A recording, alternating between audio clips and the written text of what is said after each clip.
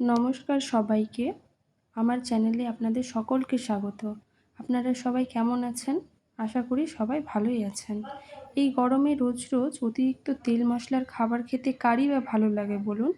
তাই আজ আমি আপনাদের জন্য নিয়ে এসেছি একদম কম মশলায় ভীষণ হালকা অথচ স্বাদে ভীষণ ভরপুর রুই মাছের একটা দারুণ রেসিপি। এই যে রান্নার জন্য আমি নিয়েছি তেজপাতা, শুকনো লঙ্কা, গোটা জিরে, আদা রসুন ও কাঁচা লঙ্কা বাটা, ধনেপাতা কুচি, টমেটো কুচি, আলু, লবণ, হলুদ, জিরে ও লাল লঙ্কার গুঁড়ো এবং অল্প একটু পেঁয়াজ কুচি।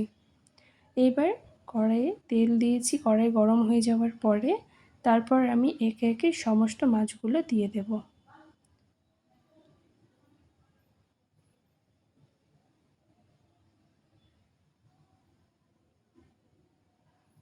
এবার মাছগুলোকে উল্টে পাল্টে একটু ভেজে নেব যাতে ভালোভাবে ভাজা হয়ে যায়।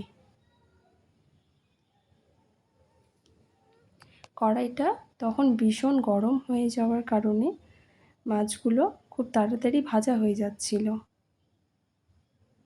এবার মাছগুলোকে উল্টে পাল্টে তুলে নিয়েছি। এবার দিয়ে দিয়েছি পেঁয়াজ কুচি, কাঁচা লঙ্কা, শুকনো লঙ্কা, তেজপাতা ফোড়নে। এবার দিয়ে দেব মশলা। টমেটো কুচি দেওয়ার পরে মশলাগুলো দিয়ে দেব। টমেটো কুচি দিয়ে এবার দিয়ে দিয়েছি মশলা। এবার মশলাটাকে ভালো করে ভেজে নিতে হবে।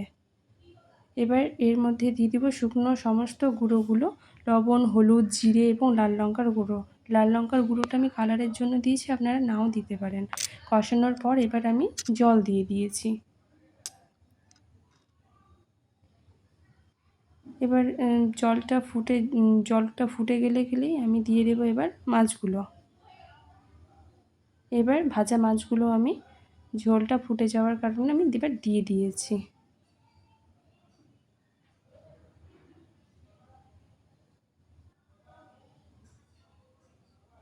এবার ঝোল ফুটে গেলে আমি কেটে রাখা কুচি করে রাখা ধনেপাতাগুলো এবার দিয়ে দেব। তৈরি হয়ে গেল খুবই সহজে একটা রুই মাছের রেসিপি।